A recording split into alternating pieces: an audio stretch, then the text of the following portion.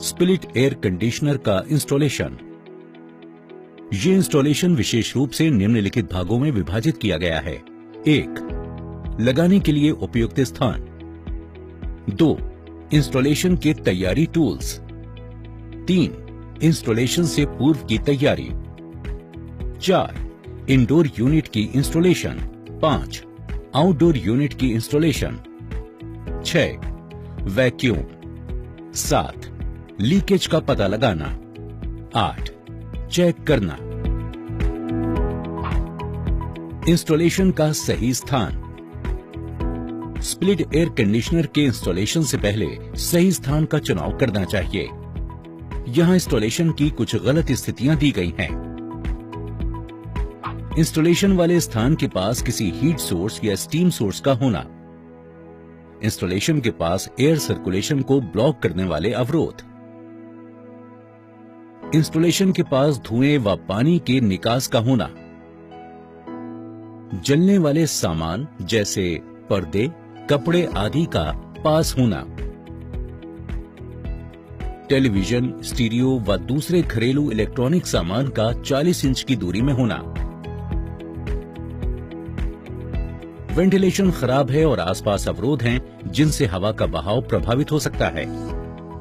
ऐसी स्थितियां हैं जहां ज्वलनशील पदार्थ या संक्षारक गैस लीक हो सकती है। ये सलाह दी जाती है कि समुद्री किनारों पर जहां जंग लगने की संभावना सबसे अधिक होती है वहां एंटी कोरोजन एयर कंडीशनर लगाएं। जिन स्थानों पर बहुत अधिक बरसात या बर्फबारी होती है वहां आउटडोर यूनिट पर शेल्टर लगाया जाना चाहिए। इसी प्रकार हवा के बहुत अधिक बहाव वाले इलाकों में आउटडोर यूनिट के सामने हवा को रोकने के लिए बैरियर लगाया जाना चाहिए। अच्छे वेंटिलेशन का चुनाव करें, लेकिन बरसात और सीधे सूरज की रोशनी से भी बचाव जरूरी है। जब आउटडोर यूनिट को गली में इंस्टॉल किया जाए तो ध्यान रहे कि इससे निकलने वाली गर्म हवा से पैदल चलने वालों को बचाया जा सके। इंस्टॉलेशन टूल्स की तैयारी। इंस्टॉलेशन के दौरान अधिकतर इस्तेमाल आने वाले installation tools: pressure gauge, vacuum pump, electric drill, leak detector, clamp meter, multimeter. Installation से पूर्व की तैयारी: पाइप कटिंग। जरूरत की लंबाई के अनुसार कॉपर पाइप को काट लें। पाइप कटर को धीरे धीरे घुमाएं और प्रेशर धीरे धीरे बढ़ाएं। ध्यान रहे पाइप कहीं से पिचकले ना पाए। कटे सिरे एक समान होने चाहिए। कॉपर पाइप के बर को स्क्रैपर से निकालें। बाहरी चीजों को अंदर जाने से रोकने के लिए कॉपर पाइप के सिरे को पीवीसी टेप से बंद करें। इंसुलेटिंग पाइप को चढ़ाएं।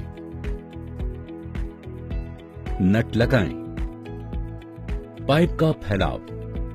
पाइप एक्सपेंडर की मदद से कॉपर पाइप के लिए पाइप सॉकेट बनाएं।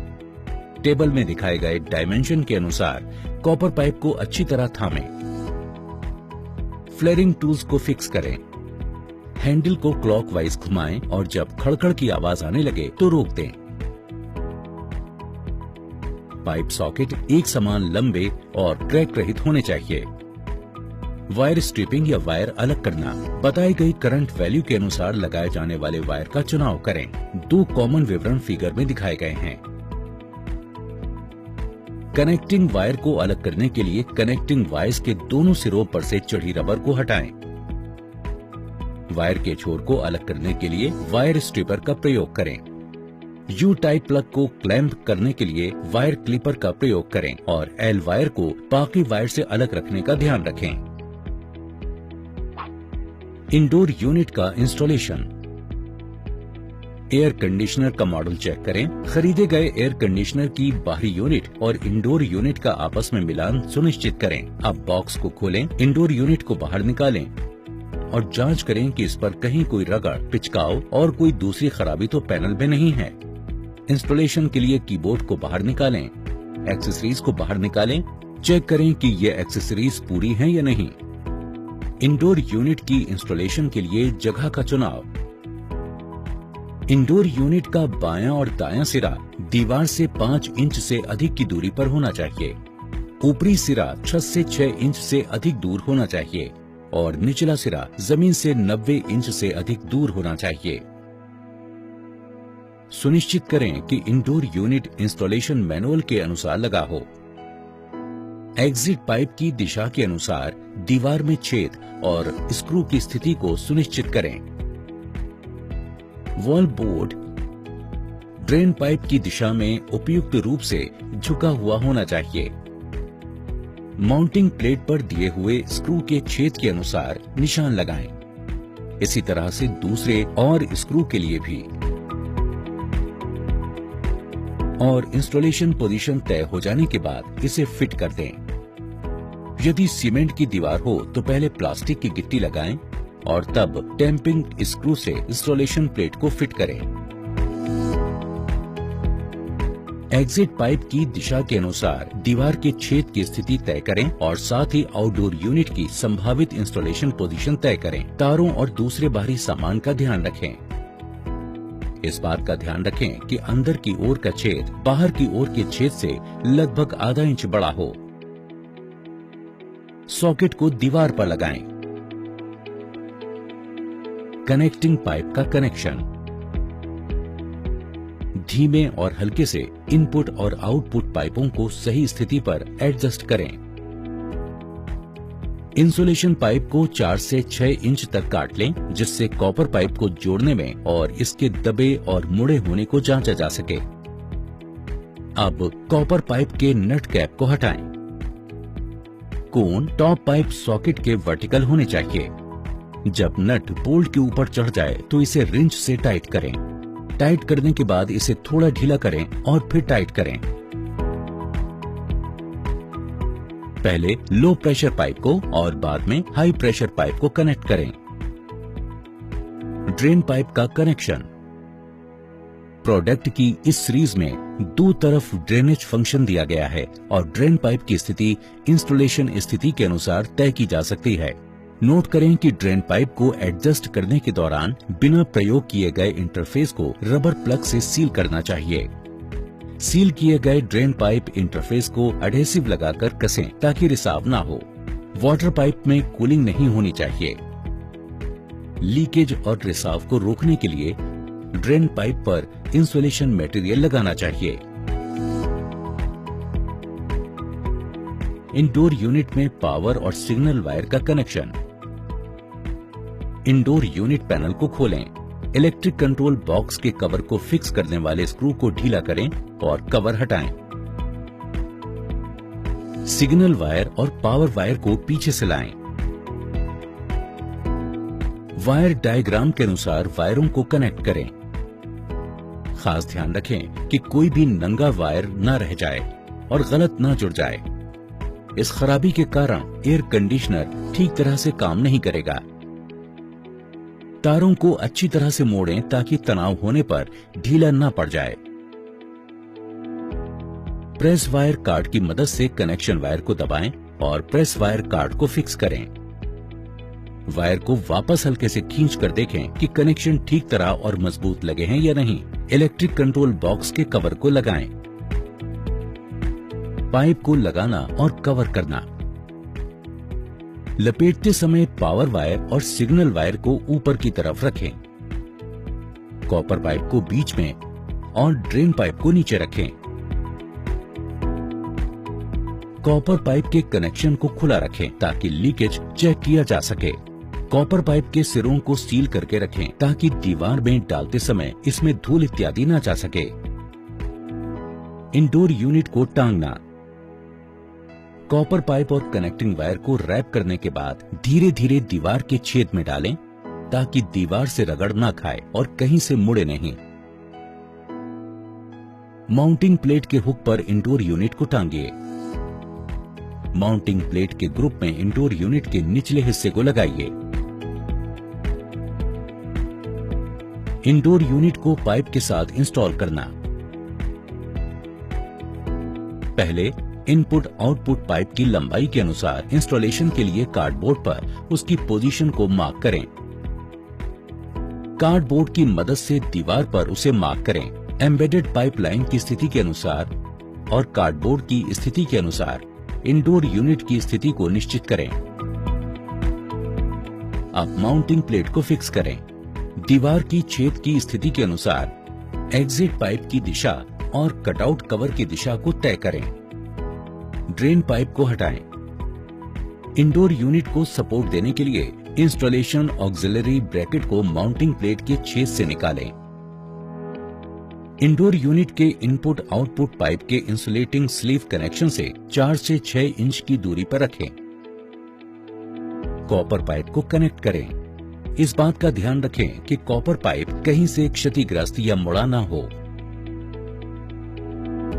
ड्रेन पाइप की लंबाई के अनुसार इंडोर यूनिट के ड्रेन पाइप को एडजस्ट करें। नोट करें कि कनेक्शन एडेसिव टेप से सील्ड होना चाहिए। पावर वायर और सिग्नल वायर का कनेक्शन। वायर को लपेटते समय पावर वायर और सिग्नल वायर को ऊपर की ओर रखें। कनेक्टिंग पाइप बीच में रखें और वाटर पाइप को नीचे की ओर रखें। लीकेज की जांच के लिए रैपिंग के दौरान कॉपर स्क्रू को खुला रखें। आउटडोर यूनिट का इंस्टॉलेशन। आउटडोर यूनिट के इंस्टॉलेशन के लिए जो जगह चाहिए उसके लिए ध्यान रखें कि आउटडोर के बाईं ओर जगह 12 इंच से कम नहीं हो। दाईं ओर 24 इंच से कम नहीं होनी चाहिए। इसी प्रकार ऊपर की ओर भी 24 इंच से कम जगह नहीं होनी चाहिए। बैक स्पेस के लिए 12 इंच से कम नहीं और सामने की जगह के लिए 78 इंच से कम जगह नहीं होनी चाहिए। यदि आउटडोर यूनिट जमीन पर इंस्टॉल करना हो तो अगर आउटडोर यूनिट जमीन पर इंस्टॉल करना हो तो आउटडोर यूनिट के फ्रेम के पायों के बीच की दूरी को टेप से नाप लें। आउटडोर यूनिट की इंस्टॉलेशन पोजीशन का चुनाव करें। नोट करें कि L shape sink outdoor unit के ड्रेन होल में सेट होना चाहिए। पैरों की दूरी के अनुसार एक्सपेंशन बोल्ट को ड्रिल करें। एक्सपेंशन बोल्ट्स में आउटडोर यूनिट को लोकेट करें। फिर उसमें चेक वॉशर और फ्लैट गैस्केट फिट करें। यदि आउटडोर यूनिट दीवार पर इंस्टॉल की जाए, लेवल मीटर की मदद से ब्रैकेट होल्स की पोजीशन को चेक करें।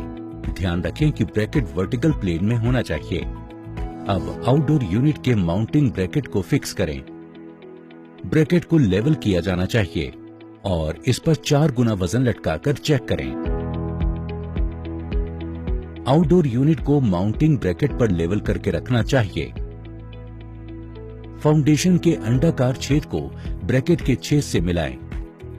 आउटडोर यूनिट को 4 बोल्ट्स की मदद से ब्रैकेट पर फिक्स करें। बोल्ट को टाइट करें और चेक वॉशर लगाएं यदि जरूरत हो। ऑपरेशन के दौरान आउटडोर यूनिट के वाइब्रेशन को कम करने के लिए रबर गैस्केट लगाई जा सकती है। आउटडोर ड्रेन पाइप का connection. Heat pump air conditioner के लिए ऊपर डोर यूनिट में ड्रेन पाइप लगाना जरूरी है। आउटडोर ड्रेन पाइप को लगाएं। वाटर आउटलेट के एडेप्टर पर गैस्केट रिंग लगाएं। आउटडोर यूनिट के नीचे से चेसिस में लगाने के बाद 90 डिग्री घुमाएं। ड्रेन पाइप को आउटडोर ड्रेन पाइपलाइन में डालकर फिक्स करें। आउटडोर कनेक्टिंग पाइप का कनेक्शन। वाटर आउटलेट के कवर को खोलें। पाइप कैप के स्क्रू को खोलें। पाइप के फ्लैपर को सर्विस वाल्व के एडोवर के साथ मिलाएं। फ्लैपर नट को सर्विस वाल्व पर अपने हाथों से लगाएं और रिंच से टाइट करें। एक बार ढीला करके दोबारा इसे टाइट करें। कनेक्टिंग पाइप के लिए बेंडिंग की आवश्यकता। कनेक्टिंग पाइप का बेंडिंग रेडियस 4 इंच से अधिक होना चाहिए और ध्यान रखें कि कनेक्टिंग पाइप बेंड करते समय पिचकने ना पाए। कनेक्टिंग पाइप के लिए बना होल इंडोर से नीचे हो। कनेक्टिंग पाइप का बैंड एग्जिट होल के नीचे की ओर हो ताकि इंटीरियर में रेन वाटर को जाने से रोका जा सके। आउटडोर पावर वायर और सिग्नल वायर का कनेक्शन। आउटडोर यूनिट के बड़े हैंडल को खोलें। वायरिंग डायग्राम के अनुसार कनेक्शन किया जाना चाहिए।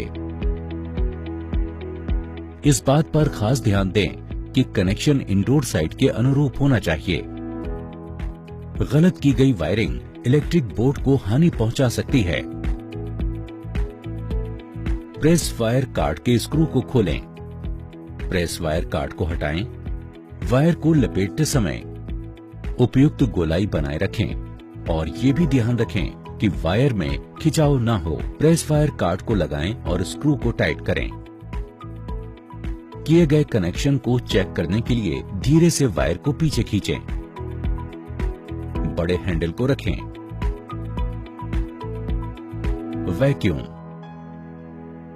वैक्यूम पंप का कनेक्शन।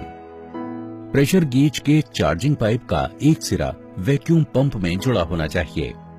दूसरा सिरा लोअर प्रेशर वाल्व के फिलर माउथ से जुड़ा होना चाहिए। आप प्रेशर गेज के लो प्रेशर वाल्व को खोलें। हाई प्रेशर वाल्व को बंद ही रखें। 15 मिनट के बाद जब प्रेशर गेज की रीडिंग नेगेटिव यानी 0.1 एमपीए हो तो प्रेशर गेज के लो प्रेशर वाल्व को पूरी तरह बंद कर दें। वैक्यूम पंप को बंद करें। 5 मिनट के बाद प्रेशर गेज की रीडिंग को चेक करें। इसमें कोई भी बदलाव नहीं होना चाहिए। हाई प्रेशर वाल्व और लो प्रेशर वाल्व के कैप को खोलिए और हाई प्रेशर वाल्व के कोर को हेक्सागोनल चाबी की मदद से 1/4 टन खोलें और जैसे ही प्रेशर 0.5 एमपीए हो हाई प्रेशर वाल्व को बंद कर दें। प्रेशर गेज की रीडिंग 0.5 एमपीए होनी चाहिए। प्रेशर को 1 मिनट के लिए रहने दें और चेक करें कि इसमें कोई चेंज नहीं होना चाहिए।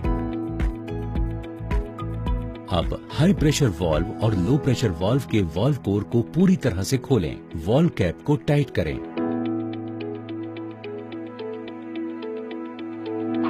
लीकेज को खोजना। लीकेज की खोज गर्मियों में स्टैंड बाई कंडीशन में और सर्दियों के मौसम में हीटिंग कंडीशन में की जाती है। लीक डिटेक्टर से लीक की खोज। लीकेज की जांच लीक डिटेक्टर से करें तो वैलिड जंक्शन को स्लो करें और 1-2 सेंटीमीटर प्रति सेकंड की एक समान गति बनाए रखें और वैलिड जंक्शन से 0.1 से 0.2 इंच की दूरी पर जांच करें। हाई प्रेशर वाल्व और लो प्रेशर वाल्व के वाल्व पोर्टों पर बारी बारी से एक बार घुमाइए। अगर लीकेज अलार्म बजता है तो प्रॉप को हटाकर दोबारा जांच कर कंफर्म करें। साबुन वाले पानी से जांच। अब ब्रश की मदद से सभी जोड़ों के नटों पर साबुन वाला पानी अच्छी तरह से लगाएं। इसे 2-3 मिनट तक देखें। अगर जरूरत हो तो दोबारा लगाएं। अगर बुलबुले बनते हैं तो इसका मतलब है कि सिस्टम में कहीं लीकेज है। इसके लिए नटों को दोबारा अच्छी तरह से टाइट करें। जब ये चेक हो जाए कि आउटडोर यूनिट में लीकेज नहीं है तो इंडोर यूनिट पर भी लीकेज की जांच का यही तरीका अपनाएं। इंसुलेशन स्लीव का इस्तेमाल जोड़ों को रैप करने के लिए किया जाना चाहिए।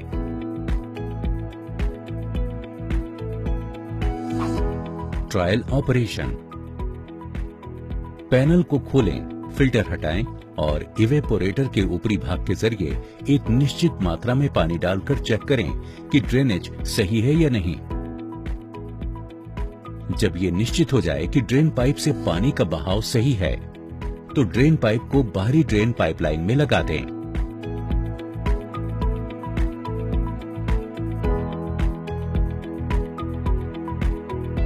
करंट की जांच। क्लैंप मीटर को लाइव वायर पर लगाकर जांच करें कि एयर कंडीशनर का रनिंग करंट नॉर्मल रेंज में है या नहीं। वोल्टेज की जांच। मल्टीमीटर लगाकर बंद किया जाता है। मल्टीमीटर के लाल पिन को L से जोड़ें और काली को N से जोड़ें। नापें कि एयर कंडीशनर चलने पर रनिंग वोल्टेज बताए गए वोल्टेज पर चल रहा है या नहीं। बाहरी चीजों को अंदर जाने से रोकने के लिए वॉल होल पर डैम्पिंग एडेसिव का इस्तेमाल करें।